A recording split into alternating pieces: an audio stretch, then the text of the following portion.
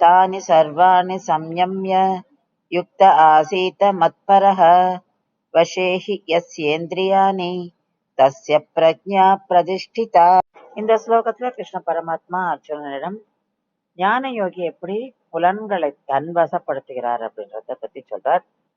இப்படி வசப்படுத்தணும்ன்றதையும் கிருஷ்ண பரமாத்மா இங்க சொல்றார். உலகியல் மேல ஈடுபாடு கொண்டிருக்கும் அந்த புலன்களை நாம அப்படியே இழுத்துக்கணும், நமக்குள்ள இழுத்து அத பகவானுடைய திருமேனி மீது கவனம் செலுத்தும் போது, பகவானுடைய திருமேனி என்பது நம்ம ஈடுபாடு கொண்டால் அந்த புலன்களை நம் வசப்படுத்தி விடலாம் அப்படின்றதுதான் இங்க சொல்றார் கிருஷ்ண பரமாத்மா. அப்போ புலன்களையும் மனதையும் நம்ம வசப்படுத்தி விட்டால் அவனுடைய மனம் பகவானிடமே ஈடுபட்டு விடும் அப்படின்றார். இதுதான் வழி, எப்படி நம்ம புலன்களை தம் வசப்படுத்தலாம் அப்படின்றதுக்கு அப்படிங்கிறத சொல்றார். இப்போ அனைத்து புலன்களையும் வெல்லக்கூடிய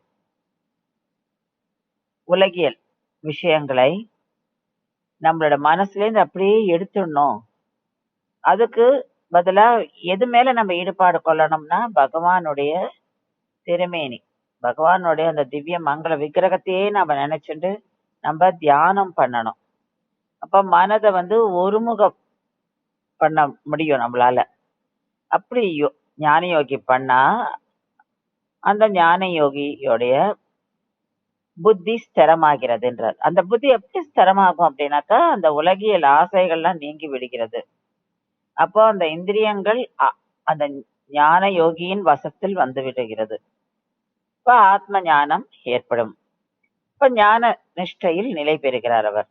இப்ப ஜீவாத்மா தரிசனம் கைகூடும். இப்படி ஒண்ணுன்னா நடக்கிறது எப்போ நம்மளுடைய புலன்களை வசப்படுத்தி பகவானின் மீது கவனம் செலுத்தினால், பகவானின் மீது தியானம் பண்ணி அவனையே நம்மளோட மனசுல நிலைநிறுத்தி கொண்டா எப்படி நம்மளால புலன்களை கட்டுப்படுத்த முடியும்ன்றத இந்த ஸ்லோகத்துல கிருஷ்ண பரமாத்மா சொல்றார்.